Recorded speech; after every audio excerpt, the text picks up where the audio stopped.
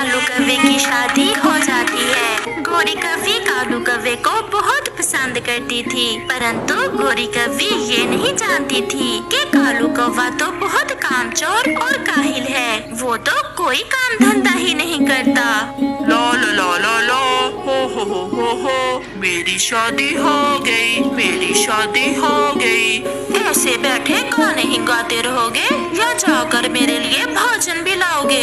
मैंने तुमसे शादी इसलिए की है कि मुझे भोजन लाने में बहुत दिक्कत होती थी। अब तुम आ गई हो ना, जाओ और अपना भी भोजन ले आओ और मेरा भी। मैं अपने भाइयों के लाड प्यार में पली बड़ी हूँ। मेरे भाई मेरी हर इच्छा पूरी करते थे।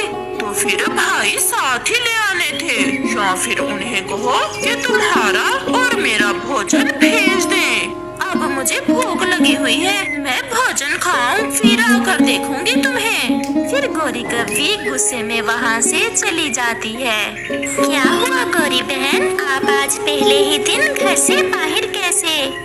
चिड़िया, मैं क्या करूं? मेरे साथ धोखा हो गया है। मुझे क्या पता था कि कालू कौवा कुछ भी नहीं करता और इतना काहिल है। मैंने उसे भोजन का कहा तो कहने लगा कि जाकर खुद ले आओ।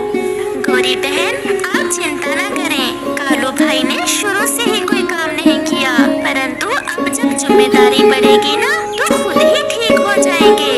मुझे बहुत भूख लगी है। मेरे पास ये कुछ दाने हैं, इनमें से कुछ आप रख लें, खुद भी खा लेना और कालू भैया को भी दे देना। गोरी वो दाने लेकर खुशी खुशी अपने घर चली जाती है। ऐसे ही कुछ दिन गुजर जाते हैं और फिर तंग आकर गोरी कौवी एक दिन अपने भाइयों को एक चिट्ठी लिखती है। भाई, मैंने कालू से शादी करके बहुत बड़ी गलती की है। मेरा जरा भी ध्यान नहीं रखता, ना ही भोजन ला कर देता है। अगर कोई बात करूं तो मारता भी है और हर समय सोया रहता है। भाई, मुझे आकर ले जाएं, नहीं तो मैं आत्महत्या कर लूंगी। आपकी बहन गोरी कौवी। माँ, गोरी बहन की चिट्ठी है। ठीक तो है मेरी बेटी, क्या लिखा है मेरी बेटी ने चिट्ठी में? माँ, गोरी बहन बहुत परेशान है। उसका पति उसे मारता भी है और भोजन भी नहीं ला कर देता। मुझे तो पहले ही वो कोई आवारा कौवा लगता था। मैं आज ही जाकर अपनी बेटी को ले आती हूँ, 2 दाने ही तो खाएगी मेरी बेटी। ऐसा कहते हुए गोरी की माँ गोरी को लेने निकलती है। गोरी, मैं धीरे धीरे खुद को बदल लूँगा।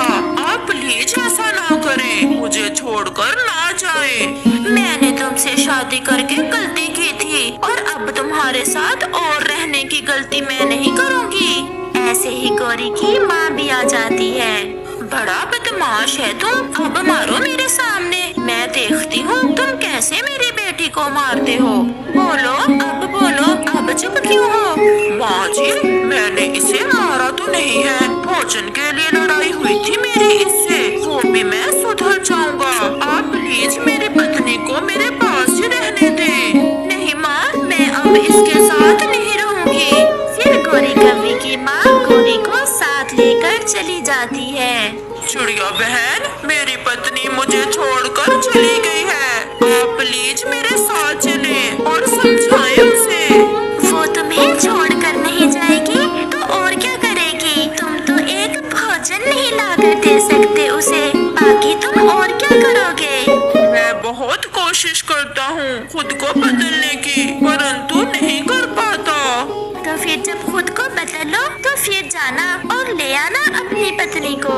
ऐसे ही कुछ दिन गुजर जाते हैं और फिर एक दिन गोरी कौवी को अपनी तबीयत कुछ खराब लगती है। वो बुलबुल दी के पास जाती है। बधाई हो गोरी, तुम एक अंडे की माँ बनने वाली हो। ये क्या गोरी, तुम्हें खुशी नहीं हुई ये सुनकर? नहीं नहीं, मैं बहुत खुश हूँ। फिर गोरी कौवी वहाँ से चली जाती है। वो एक पेड़ पर बैठ जाती है। मैं अपने बच्चे को क्या बताऊंगी कि इसका पापा कहाँ है, और बिना पिता के मैं कैसे अपने बच्चे का पालन पोषण करूंगी? हो सकता है कालू अब सुधर जाए। मैं माँ जी से कहती हूँ मुझे कालू के पास ही छोड़ आए। ऐसा सोचते हुए गोरी कौवी अपनी माँ के घर जाती है। गोरी जब घर जाती है तो को देख हैरान हो जाती है। गोरी, मैंने माँ जी से माफी मांग ली है। चलिए मैं आपको लेने आया हूँ। गोरी बेटी, कालू बहुत शर्मिंदा है और ये मिनती कर रहा है। फिर से कुछ ऐसा वैसा ना करने का वचन दिया है इसने। हाँ माँ, मैं भी अब वापस अपने घर चली जाना चाहती हूँ। ये सुनकर कालू तो बहुत खुश हो जाता है। जो हुआ सो हुआ, अब मैं तुम्हें एक अच्छा पति बनकर दिखाऊंगा। फिर कालू और गोरी कव्वी वापस अपने घर चले जाते हैं। पति जी, एक खुशी की खबर है आपके लिए। बताओ बताओ गोरी, क्या बात है? कालू जी, आप पिता बनने वाले हैं। मेरे अन्ना होने वाला है। क्या क्या सच में मैं पिता बनने वाला हूँ? सच कालू जी। अब तो मैं अपनी पत्नी का बहुत अच्छे से ध्यान रखूंगा। तुम घर में आराम करो और मैं आपके लिए भोजन ले आता हूँ। ऐसे कौवा गोरी के लिए भोजन लेने चला जाता है। वो उड़ता है। उसे कुछ समझ नहीं आ रही थी कि भोजन कहाँ से मिलेगा। फिर वो तोते और कबूतर को एक पेड़ पर बैठे देख वहाँ चला जाता है। तोते यार, मैं भोजन ढूंढ रहा हूँ, परंतु मुझे तो कुछ मिल ही नहीं रहा। मेरी मदद करें। ये सुनकर तोता और कबूतर हंसने लग जाते हैं। भोजन? और तुम? पहले तो कभी तुम्हें भोजन ढूंढते नहीं देखा। और कौवे जी, भोजन सुबह के समय मिलता है। इस समय तो सब पक्षी भोजन लेकर अपने घरों को चले जाते हैं। तो फिर तोते और कबूतर यार, कल जाते हुए मुझे भी अपने साथ ले जाना। मैं भी भोजन की खोज को जाऊंगा। अब मैंने खुद को बदल लिया है, क्योंकि मैं अपना घर बसाना चाहता हूँ। अगर तुमने सच में खुद को बदल लिया है तो फिर हम सुबह जाते समय तुम्हें साथ ले जाएंगे। फिर कौवा वहाँ से चला जाता है। उसे उड़ते उड़ते एक पेड़ पर एक अमरूद नजर आता है। वो खुशी खुशी वहाँ उतरता है। चलो, कम से कम पत्नी जी के भोजन का तो बंदोबस्त हुआ। फिर कौवा वो अमरूद लेकर अपने घर चला जाता है। क्या आपने कुछ खाया है? हाँ हाँ, मैंने तो चावल खा लिए थे। कालू झूठ में ऐसा कहता है। ऐसे अब वो दोनों एक दूसरे से प्यार करने लगे थे। संतान की खुशी ने उनकी जिंदगी बदल दी थी और वो दोनों खुद को बदलने की कोशिश कर रहे थे। दूसरे रोज कौवा मुंह अंधेरे ही बाकी सब पक्षियों के साथ भोजन लेने चला जाता है। ऐसे ही कुछ दिन गुजर जाते हैं और गोरी कव्वी एक सुंदर सा अंडा देती है, जिससे कुछ दिनों बाद एक काला काला छोटा सा बेटा कौवा निकलता है, जिसे देख वो दोनों कुछ ज्यादा ही खुश थे। गोरी, अब मुझे पता चला कि जिंदगी का असल मकसद क्या होता है। जो खुशी मुझे अपने परिवार के लिए जीने से मिलती है, वो मुझे अकेले में कभी ना मिली थी। मैंने बहुत चोरियां की, बहुत बुरे काम किए और मेरे इस बेटे के कारण मैंने सब छोड़ दिया। मुझे भी माफ कर दो कालू जी, मैं जो आपको छोड़कर चली गई थी। मैं भी अगर सब्र और बर्दाश्त करती तो समय तो गुजर ही जाना था। फिर जंगल में तेज बारिश शुरू हो जाती है। हमारे घर में तो भोजन भी नहीं है और बारिश भी तेज है। हमारे इस छोटे बच्चे को किसी नरम नरम फल की जरूरत होगी। आप ऐसे हालात में भोजन की खोज को ना जाएं। नहीं गोरी, मैं अपने बेटे को भूखा नहीं देख सकता।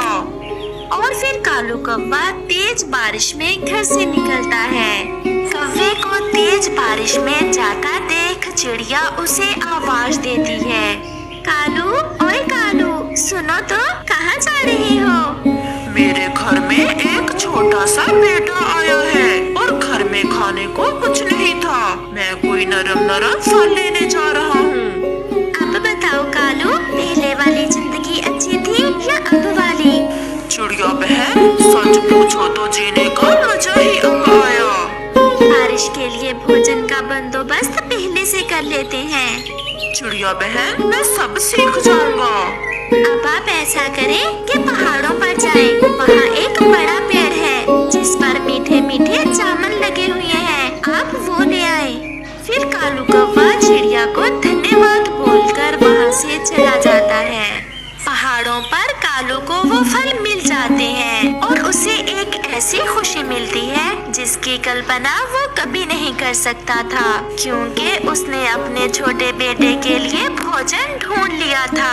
इस कहानी से हमें सीख मिलती है कि जिंदगी हौसले और बर्दाश्त से गुजारो और फैसले करते समय सोच समझकर फैसले करो, क्योंकि अगर थोड़ा मुश्किल समय गुजर जाए तो हो सकता है कि आने वाला समय आपके लिए ढेर सारी खुशियाँ लेकर आए।